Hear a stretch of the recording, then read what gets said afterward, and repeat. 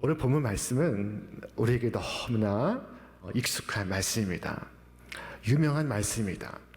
오늘 말씀의 제목은 사람이 변할 수 있는가 이지만은 오늘 본문은 사실은 교회의 탄생에 대해서 말씀하고 있습니다.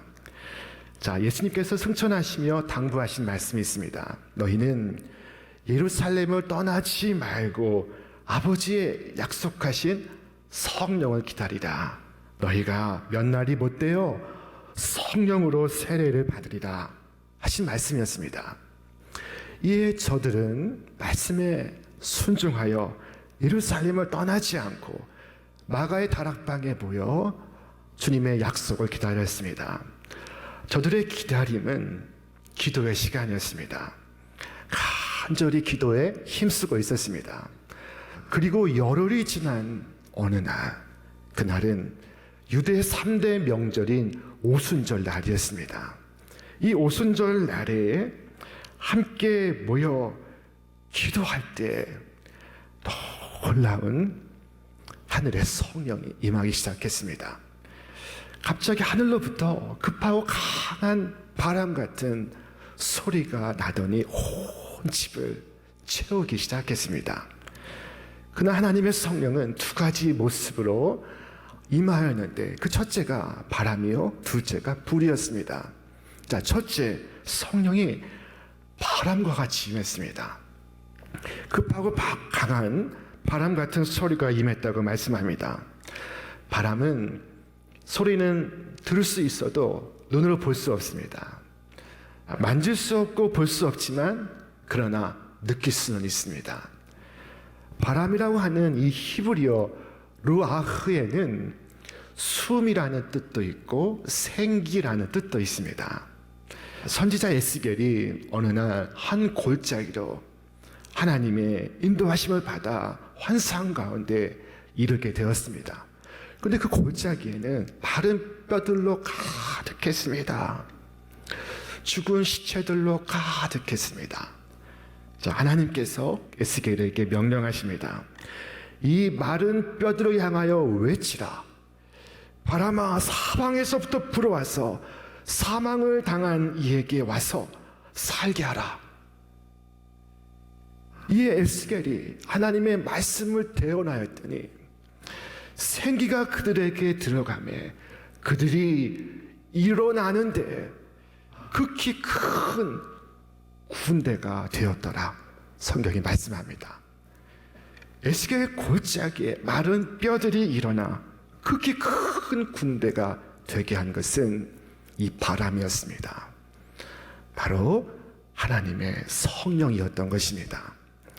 태초 하나님께서 사람을 지으시고 흙으로 만드사 그 코에 바람을 불어넣으심에 그가 사람이 되었습니다. 자, 사람의 코에 불어넣은 이 하나님의 바람이 루아흐, 하나님의 숨결, 하나님의 생기라는 뜻을 갖고 있습니다. 하나님께서 당신의 바람을 불어넣어 사람이 되게 하셨습니다. 자, 이 말을 뒤집으면 하나님의 영이 없으면 사람도 아니다.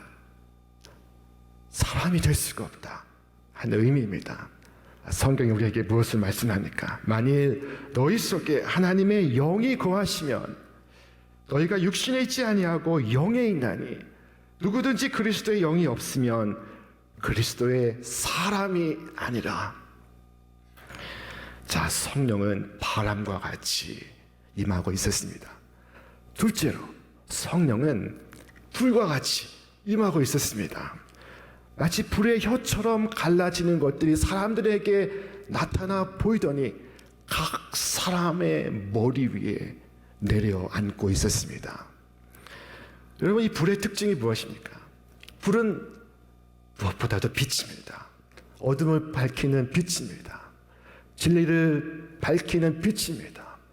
그리스도를 분명히 나타내 계시하는 빛입니다. 불은 둘째로 열입니다. 자, 성령이 우리 마음속에 임하면 우리는 하나님을 뜨겁게 사랑하고 우리 자신을 헌신합니다. 우리 이웃을 뜨겁게 사랑하고 내 몸과 같이 아낍니다. 성도의 심령 속에는 이 하나님의 불이 있습니다. 자, 셋째로 이 불은 깨끗게 합니다. 물은 겉을 씻을 수 있지만 불은 안을 깨끗하게 합니다. 물로는 씻지만 불로는 태웁니다. 우리의 모든 숨은 탐심과 음욕과 거짓과 부정과 불의와 교만과 시기를 불태워 깨끗하게 합니다. 이와 같이 바람처럼 불처럼 성령이 임하였을 때 저들이 방언으로 말하기를 시작했습니다. 그때 이 오순절 절기를 지키기 위하여 전 세계에서 예루살렘으로 사람들이 모여들고 있었습니다. 자, 그런데 저 갈릴리 사람들이 각각 자신들의 언어로 말하는 것을 듣고 심히 놀라워했습니다. 우리 각 사람이 난 곳 방언으로 듣게 되는 것이 어찌 됨이냐? 우리가 다 우리의 각 언어로 하나님의 큰 일을 말함을 듣는구나. 어떻게 이런 일이 일어날 수 있습니까? 갈릴리 사람들이 기도하다 말고 외국어 학원에 갔다 왔던 것일까요? 그럴 수 없습니다. 인간의 이성으로 생각으로 헤아릴 수 없는 일이 벌어지고 있었습니다. 사람들은 크게 놀랐습니다. 그때 그들은 하나님의 큰 일을 말하였다. 성경이 말씀하고 있습니다. 여러분, 하나님의 큰 일이란 무엇을 말하는 것인가요? 그것은 곧 베드로의 설교를 통해 밝혀지는데 그것은 바로 회개하면 죄 사함을 받는다 하는 것이었습니다. 나의 지극히 큰 죄를 주께서 용서하신다 하는 것이었습니다. 예수의 보혈이 가져온 용서, 십자가에 값없이 베푸시는 용서, 충만한 용서, 번복되지 않는 용서, 이것이 하나님의 큰 일이었던 것입니다. 설교는 하나님의 큰 일을 말하는 것입니다. 전도는 하나님의 큰 일을 전하는 것입니다. 기도는 하나님의 큰 일을 구하는 것입니다. 찬송은 하나님의 큰 일을 즐거이 노래하는 것입니다. 그 순간 전 세계에서 나온 사람들이 모두 다 이 갈릴리 사람이 하는 말을 듣고 귀를 기울이고 마음의 큰 감동과 충격을 동시에 받고 있었습니다. 자, 사람들은 물었습니다. 그들이 이 말을 듣고 마음에 찔려 베드로와 다른 사도들에게 물어 이르되, 형제들아, 우리가 어찌할꼬? 베드로가 그들에게 회개하라 말했을 때 그들은 자기들이 예수님께 행한 그 일에 대한 설명을 듣고 양심의 가책을 받아 마음의 찔림을 받고 있었습니다. 이 마음을 성령님께 드리고 있었습니다. 그들은 슬퍼했습니다. 그들은 그 순간 자신들이 죽인 구주를 믿었습니다. 더 이상 주저하지 않고 그분은 자신의 주요 구주로 모셨습니다. 자, 이것이 성령의 역사였던 것입니다. 어떻게 이런 일이 일어날 수 있습니까? 주께서 말씀하십니다. 만군의 여호와께서 말씀하시되, 이는 힘으로 되지 아니하며 능력으로 되지 아니하고 오직 나의 영으로 되느니라. 이 말씀은 스가랴 선지자를 통하여 스룹바벨에게 주시는 하나님의 말씀이었습니다. 이 스룹바벨은 바벨론의 포로로 끌려갔던 유대인 포로들을 이끌고 예루살렘으로 귀환한 사람이었습니다. 그가 예루살렘 도성을 재건하고자 합니다. 그런데 그 앞에는 산적한 문제들이 있습니다. 헛다한 난관들이 기다리고 있었습니다. 당장 생활의 문제, 의식주의 문제, 새롭게 재건해야 될 이 도시의 문제, 더욱이 미약한 힘으로 큰 열심을 가지고 성전을 재건하고자 했으나 그러나 부족한 것이 많았습니다. 그 가운데 원수들의 비난과 방해가 극심했습니다. 성전 공사가 중단되었습니다. 이러한 때 스룹바벨의 마음에는 자연히 낙심이 들고 번민이 일어나고 상심이 찾아오고 있었습니다. 이때 하나님께서 스가랴를 통해 주신 말씀이 이것입니다. 이는 힘으로 되지 아니하고 능으로 되지 아니하고 오직 나의 영으로 되느니라. 내 결심이 아닙니다. 내 능력이 아닙니다.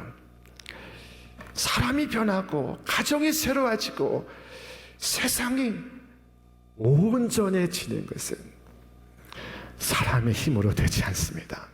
사람들이 모여 집회를 열고 성명서를 발표한다고 되는 것이 아닙니다. 오직 하나님의 영으로만 되는 것입니다. 울어도 못하고 눈물도 못하는 것을 오직 하나님의 영은 하십니다. 한 번은 비행기를 탔는데 기장이 이륙하기 앞서서 나와 자기소개라고 인사를 합니다. 안녕하십니까 승객 여러분, 저는 보잉 707기를 운행하는 기장 아무개입니다. 자, 이제 비행기가 이륙할 텐데 여러분 저를 도와주십시오. 자, 먼저 왼팔을 펴십시오. 그 다음 오른팔을 펴십시오. 이제 저의 신호에 맞춰 힘차게 양팔을 저으십시오. 모든 승객이 양팔을 저었습니다. 여러분 그 비행기가 떴을까요? 뜨지 않습니다. 아무리 손을 저어도 힘으로도 능으로도 비행기는 떠오르지 않습니다. 아무리 저어도 우리 자신을 날게 할 수 없지만, 그러나 성령은 당신의 날개를 펴서 바람을 타고 우리를 날아오르게 하십니다. 자, 주께서 뭐라고 말씀하셨습니까? 오직 성령이 너에게 임하시면 너희가 권능을 받고 예루살렘과 온 유대와 사마리아와 땅 끝까지 나라가 내 증인이 되리라. 자, 120명의 성도들은 바람을 타고 성령의 날개를 펴서 예루살렘과 유대와 사마리아와 땅 끝까지 나아가기 시작했습니다. 갈 수 없던 곳을 가기 시작했습니다. 여러분, 성령의 바람을 타고 날아가시기를 바랍니다. 오직 위로부터 오시는 성령이 아니고는 우리 이 땅의 한계를 넘어설 수 없습니다. 성령이 아니고서는 날마다 우리의 발이 돌뿌리에 채입니다. 오순절 성령이 임하였을 때 성령은 바람과 불로서 임하고 있었습니다. 여러분, 이 바람과 불이 결합할 때 무슨 일이 벌어질까요? 바람과 불이 연합해서 활동하는 것을 본 적이 있습니까? 지난해 2020년 10월에 미국 캘리포니아 어바인 인근 협곡에서 불이 일어났습니다. 자, 그곳은 제가 한때 연구 교수로 한 학기 머물렀던 지역이었습니다. 이 불이 시속 130km의 바람을 타기 시작했습니다. 믿을 수 없는 속도로 퍼져갔습니다. 불길은 풀과 나무들을 삼키고 쓰러뜨리고 있었습니다. 수백 년 된 고목들이 불길에 휩싸여 쓰러지고 있었습니다. 누가 그 불길을 제지할 수 있습니까? 연일 수천 명의 소방관들이 동원되고 있었지만 그때까지 진화율이 5%에도 미치지 못하고 있었습니다. 전혀 진화가 되지 않고 있었습니다. 자, 그처럼 초대교회에 임한 불이 바람을 타고 번져가기 시작했습니다. 오늘 누가 그 불을 막을 수가 없습니다. 저 유대의 헤롯 왕도, 로마의 가이사도 그 불을 끌 수가 없었습니다. 하루에만 신자가 된 사람의 수가 3,000명에 육박했습니다.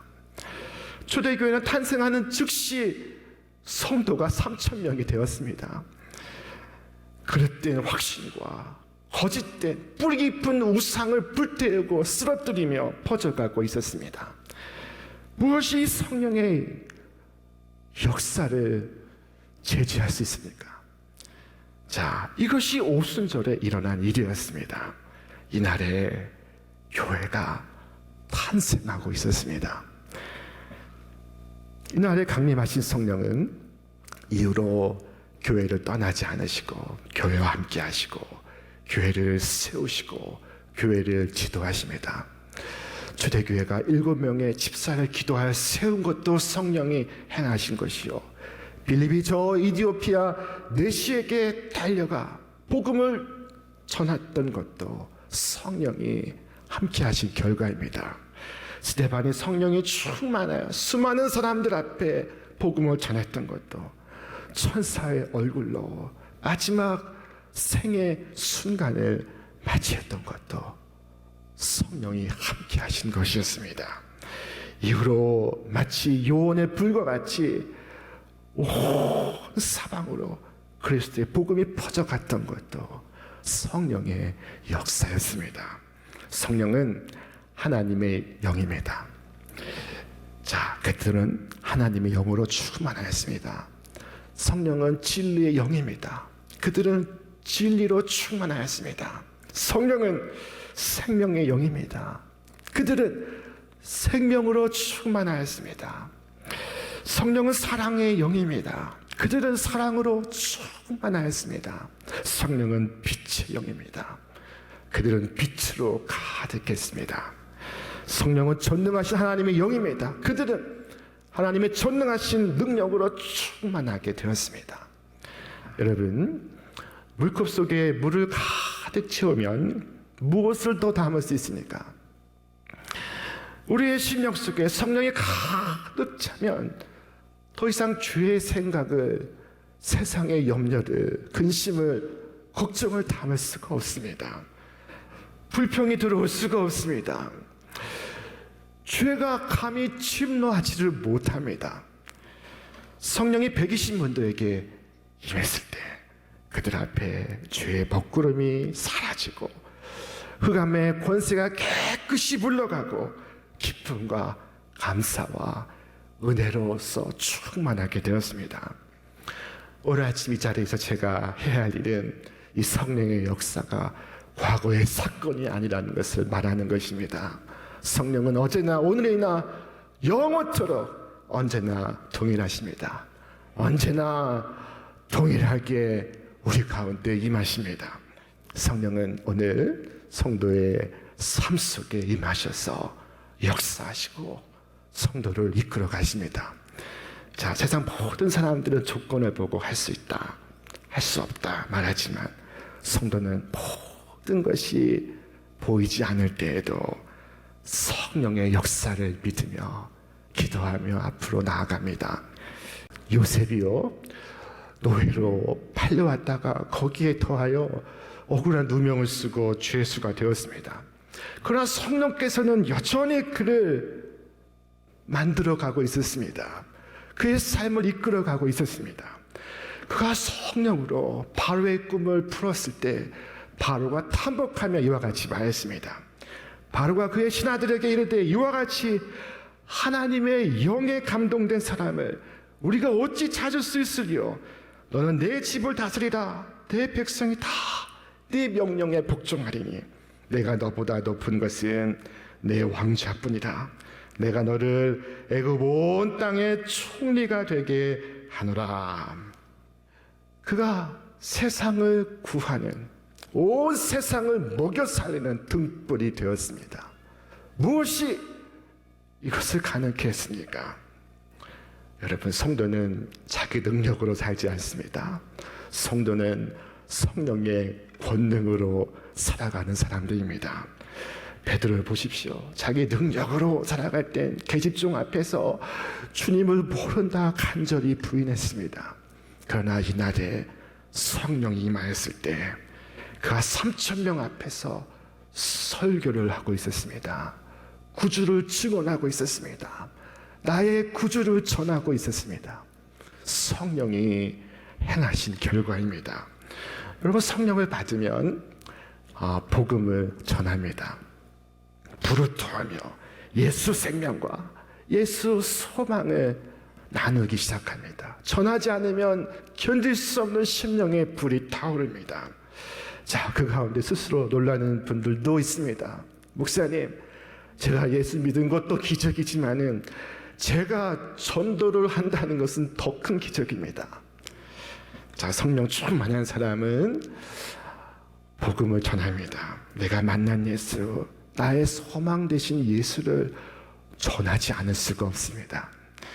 사람이 달라졌습니다. 두려움과 근심이 사라졌습니다. 성령이 임할 때 어떤 이는 꿈을 꾸고, 어떤 이는 환상을 보고, 어떤 이는 예언을 하고, 어떤 이는 뜨거운 희망이 불꽃처럼 솟구치는 것을 느낍니다. 그들이 변한 이유, 그것은 바로 성령의 강림이었습니다. 여러분, 성령을 받으셨습니까? 한번 자신을 돌아보시기 바랍니다. 성령을 받지 못했다면 그 이유는 성령 받기가 어렵기 때문도 아니요, 절차가 복잡하기 때문도 아닙니다. 주께서 우리에게 말씀하셨습니다. 너희가 악할지라도 좋은 것을 자식에게 줄 줄 알거든 하물며 너희 아버지께서 구하는 자에게 성령을 주시지 않겠느냐. 성령을 받지 못한 것은 구하지 않았기 때문입니다. 여러분 모두 성령을 구하시고 날마다 성령을 힘입어 성령에 충만하여 살아가시기를 바랍니다. 어느 교회에서 뜨거운 역사를 일으키고 있는 무디를 부흥에 초대하고자 하는데 이 일로 논란이 벌어졌습니다. 아시는 바와 같이 그는 초등학교로 나오지 못한 사람이었습니다. 어떤 이가 말합니다. 아니, 무디가 성령을 독점했다는 말입니까? 그러자 다른 이가 말합니다. 아닙니다. 성령이 무디를 독점했다는 것입니다. 여러분, 우리 모두 성령에게 사로잡히는 성령 충만을 받으시기를 축원합니다. 오늘 우리 가운데 요셉과 같이 억장이 무너지는 일을 경험하신 분이 계십니까? 오늘 부부관계에서 배우자에게 큰 상처를 받으시는 분이 계십니까? 오늘 자녀 문제로 남몰래 눈물 흘리는 분이 계십니까? 자, 성령을 초대하십시오. 모두가 떠나갔을지라도 성령은 오셔서 나와 함께 하십니다. 여러분, 성령의 능력으로 살아가시기를 바랍니다. 놀라운 삶을 살아가게 하십니다. 여러분, 이 시간 성령을 받으시기 바랍니다. 주님의 성령을 사모합니다. 바람처럼 풀처럼 나의 심령 속에 임하여 주시옵소서. 저를 충만케 하시고 이 작은 공간에 머물러 안주하지 않고 저로 하늘의 꿈과 비전을 갖고 저 땅 끝까지 날아가 죄의 증인 되게 하옵소서. 바깥 다락방에 임한 성령은 모든 사람에게 임하였습니다. 오늘 우리 온 교회 가운데 바로 나의 심령 가운데 빠짐없이 성령이 임하시는 여러분과 제가 되시기를 주님의 이름으로 축원합니다. 축원합니다.